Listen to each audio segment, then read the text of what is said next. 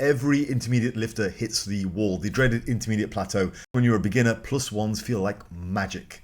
Every week you're stronger, every session the logbook moves in the right direction. Then the slope flattens. You work just as hard, but the numbers stop moving, and that is inevitable. Once you're past the beginner stage, progress slows. Most of us will live in that zone our entire lives. The problem is we still judge ourselves by beginner standards. That is the mismatch between expectations and reality, and that is when the frustration generates. This is where the panic begins. I'm Faz from Fazlifts. I've coached hundreds of lifters through this exact intermediate plateau. You are getting a practical fix today, not just a pep talk. Stay with me because I will show you why slowing the cadence of load jumps actually speeds up your results in the end, and how outsourcing your progression removes anxiety from training so bodybuilding becomes enjoyable again.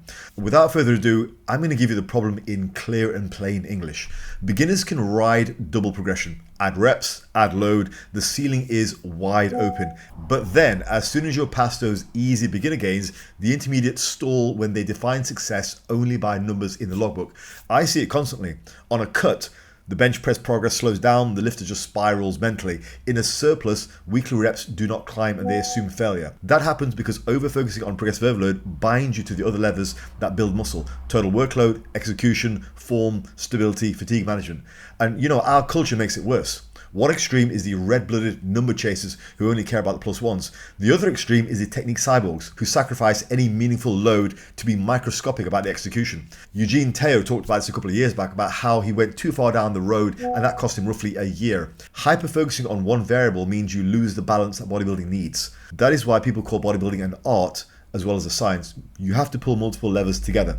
So here is the core solution. If you take nothing else from this video, take this.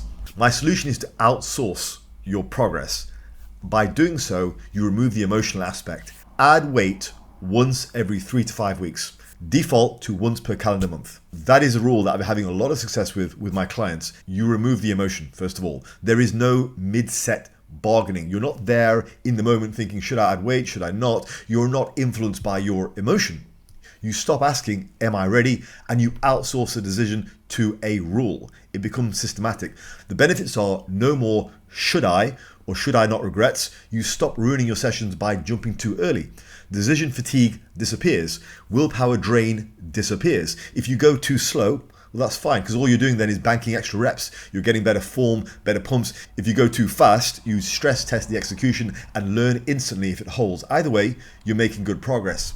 And I want to just share with you a bit of a story about this and the benefits of doing it in this way. Way back in 2002, about 2 or 3 years into my lifting journey, I was very much a low volume advocate. I had decent numbers. You know, when I first started, I got quite far with low volume routines, something like a 200-pound bench, 450 squat, 500 deadlift. I was reasonably big, but I'd stalled. I had a mentor back then, a guy called Dan Hutchison, who used to write for the Hard Gainer magazine. And he said to me, imagine you could dumbbell row 100 pounds for one set of 5 as your maximum all-out, like HIT style workout. Now imagine instead of adding weight, you built that up to 10 sets of 5. What would happen to your top set? Well, it would go up. It would probably go up dramatically. You take a weight, which is a top set of 5 for an HIT protocol, and you turn it into a GVT, German volume training weight. Of course, your top set of 5 would be hugely increased. Strength is not only just microloading upwards, it's dominating the same weight repeatedly with quality. And that's the key. It gives you time to improve that quality. Modern discourse forgets this under the low volume dogma. You hear claims by some low volume advocates that anything beyond one set is just endurance. It's nonsense. It's nonsense. We need to get away from that low volume thinking. If you take a weight for one set of 8 and over time you're able to perform 4 sets of 8 with that same load, you are stronger. That is capacity, it's resilience, it's repeatability. That is how muscle is built, to have that bodybuilding level of endurance. It's not all about that top set. Those are the qualities that grow you muscle. There's a nuance here. Those additional sets shouldn't all be grinders. They feel crisp and technical. They're pumpy. That is bodybuilding style strength. It's just getting that weight and being able to do it over and over and over again. That builds mass. Every time I take low volume diehards and ask for 4 to 5 honest sets, they learn just how weak their repeatability is. They learn just how insignificant that top set of 5 or 6 or 7 or 8 is. Their endurance tanks, Their form collapses and their top end strength stops translating to size because it's not repeatable strength. So let's run some simple maths. Start with your bench at 100 for your working sets. Add 2.5 kilos per month. That's 30 kilos in a year. If you begin at 100 kilos and land at 130 12 months later, you are a completely different lifter. Apply the same to squats, rows, pressing. Add 2.5 kilos per month. If you think that's slowing yourself down, you're wrong. That's actually rapid progress over the course of a year. I find most lifters vastly overestimate what they're capable of doing in the short term. Overestimate. Way much more. They think they can add weight every single week, or they think they should add weight every single week. But most of them also massively underestimate how much they can actually accomplish over the course of 12 months. 30 kilos on a lift which is already reasonably strong will transform you, particularly if it's for a bodybuilding range of sets and reps and a decent amount of volume. This is why the monthly rule is actually faster in the real world. It compounds without the blow-ups that come from rushing load increases and ruining workouts. And on that note, I want to just plug the sponsor of the video, BoostCamp, because this is all not just theory. I baked this system into the Jacked Intellectual on BoostCamp. It's not just a random template. It's a hypertrophy framework for natural lifters who want strength that sticks without drowning in junk volume. I use a phase potentiation approach across multiple blocks strung together in a 19-week plan, which is designed to get you bigger and stronger. Real size. Every main lift is built around that exact rule that I'm teaching here. You progress the load once per every 3 to 5 weeks, you master the weight in between, and the app handles the tracking so you don't second guess yourself. You open a plan, it tells you what to do, you don't bargain with your emotions, and the system compounds. If you're the person who watches my videos, like nods along, then stalls because you're trying to DIY your own programming and talk yourself into moving up early and skipping the mastery weeks, that is where the Jacked Intellectual earns its keep. It automates the decisions, frees your focus for execution, pauses, and high quality volume. There's a link in the description, grab it and plug straight into what I'm teaching. And as I always say, run the full 19 weeks. You can use my code Fazlifts for a free 2-week premium trial, but afterwards stick to the program. Run it for 19 weeks, don't just run it for 2 weeks. All right, now we're gonna zoom out for just 90 seconds. And I wanna talk to you about psychology because the brain explains why the monthly rule works. There is such a thing as decision fatigue. Every time you think to yourself, should I add weight today? That debate depletes your willpower. Loss aversion. People fear missing reps more than they value hitting reps. So they hold back or they sabotage a set. Progressive overload anxiety. You've heard people talk about it before. In today's video, I'm giving you that practical solution. You've felt it, I'm sure you have. Outsourcing kills those traps. You follow the rule. The rule chooses. You show up and you execute. This is the cure to progressive overload anxiety. It's not just about acknowledging the problem, it's about outsourcing it to a correct solution, something which is external to your emotions, external to that anxiety. Just take yourself out of it. So to conclude this whole psychology layer, remove the mid-session negotiation, remove the thought process, remove the anxiety altogether. If progressive overload anxiety is an issue for you, remove the anxiety. The progress will accelerate because your effort gets spent on quality work, not on your internal argumentation. Now, if you want this done for you end to end, that's my coaching. I build the calendar for your lifts, I anchor the monthly progression, I decide your rep targets for those in between weeks, and I manage fatigue and volume swaps so you stop breaking momentum. The outcome is simple. You train hard, you stop overthinking, and you gain. Leave the rest to me. If you've watched my content for a while and you want this level of certainty in your plan, the link is in the description. Apply and I will map out the system to your lifts, your equipment, and your schedule. I have a range of ways that you can work with me, so there is something for everyone's budget. Now, we're going to talk about the economics angle. Nobody feels ready to save. Automatic deposits build wealth. Training is the same. Waiting to feel ready to add weight is like saying you start investing once you earn 6 figures.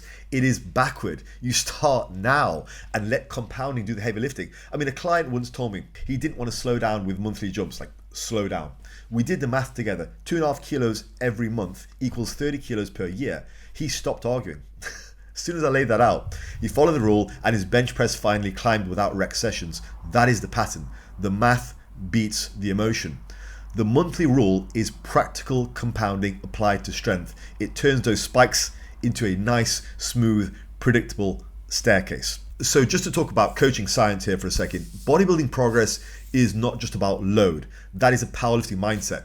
You know, one of the most confusing things with me was coming from 15 years of powerlifting competition with periodization, all that kind of stuff, coming into the bodybuilding sphere and just looking at all the top evidence-based coaches, all massively influenced by powerlifting.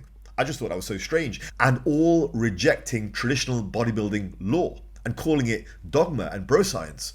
I was like, what the hell is going on here? In bodybuilding, the scoreboard includes execution, stability, pump quality, and fatigue management.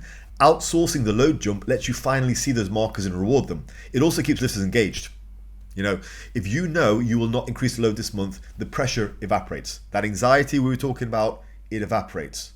This is the practical solution to that. Get rid of that. Get rid of your emotions altogether. All you need to do is focus on cleaner reps and better sets.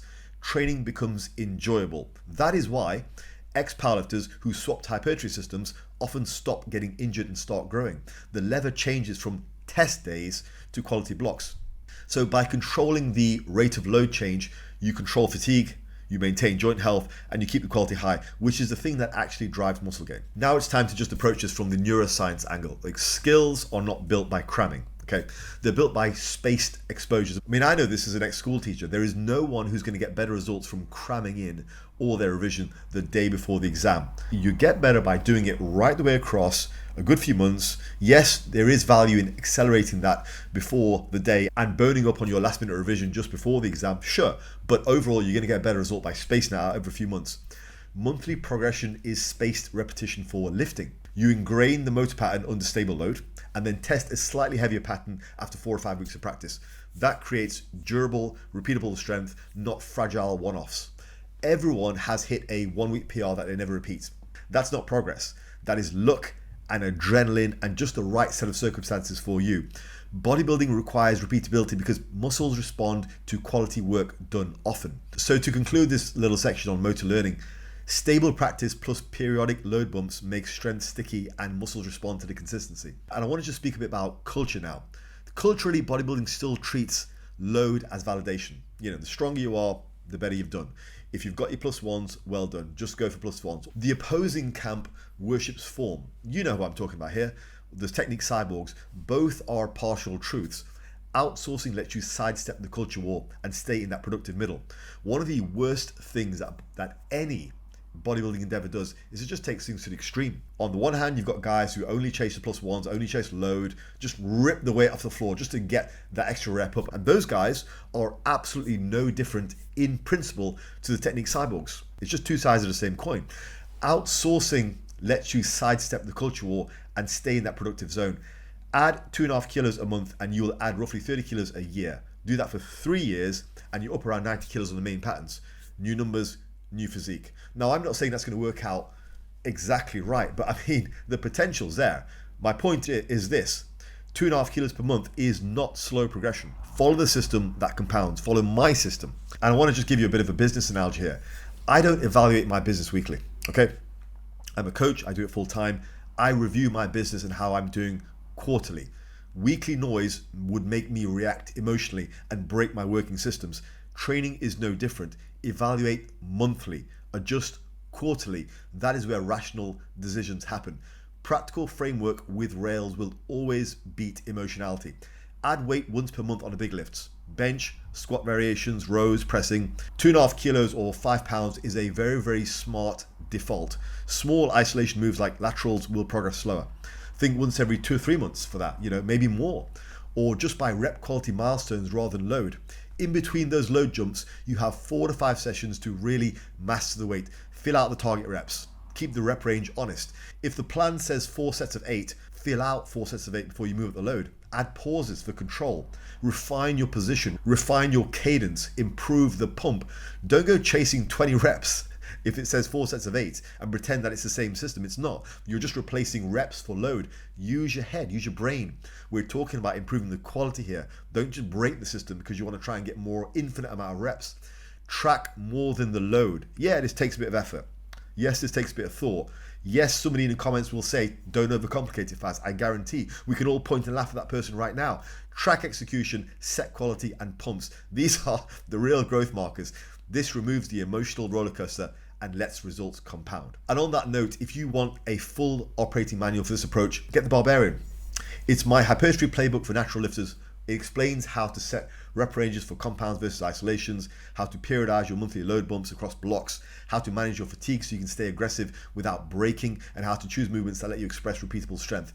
I wrote it to be the definitive guide so you stop piecing together advice from random posts. The link is in the description. Now, reality check. Let's do some math again. 2.5 kilos per month equals 30 kilos per year. If you are at a 100 kilo bench today, 130 kilos within a year is a big stretch. All right, you might not make it, but it's the right direction and it's a clean target.